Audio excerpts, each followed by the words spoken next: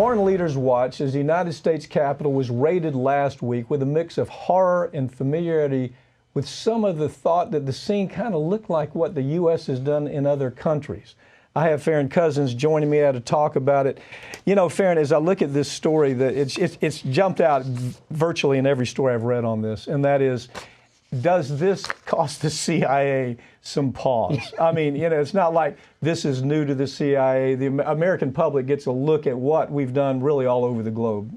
Isn't that kind of the part of the story that you're seeing? It is. And I mean, as shocking as it was for us to see that here in the United States, there are plenty of countries, you know, Venezuela, Bolivia, Brazil, who watched this and they thought, yeah, I've seen this before. I've seen this episode play out. This is what you did down here. And again, we've had very recent episodes of the U.S. going in and, you know, doing these, I guess you'd call them covert ops, although they're more overt than that, you know, for regime change without having to start a war. Yeah, I would say the murder of Allende was pretty overt. But it is kind of, the CIA right now, the thing that keeps coming up is we're saying, okay, well, this happened to us. Nobody has ever dreamed it would happen to us.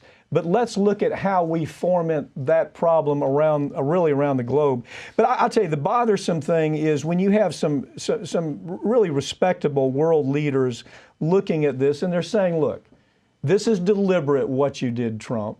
You knew exactly what you were fomenting when you did this. When you come steal the election, when that whole thing started, you knew it, you drove it, you got people from all the coast, West Coast over here to do this.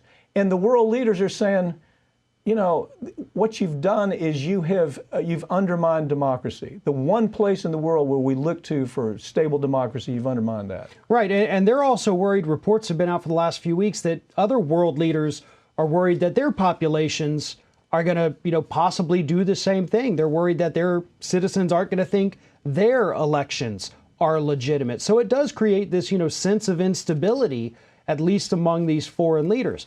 But, you know, the big problem here is that we cannot risk further alienating our allies at this point.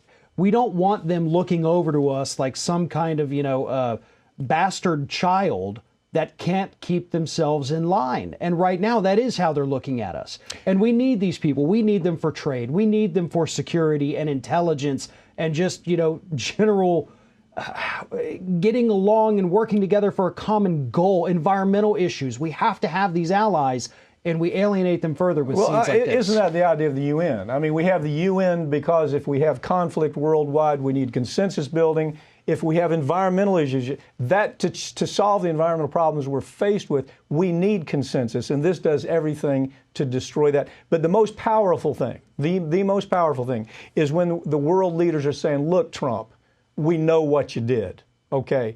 It's well beyond just the face of this story.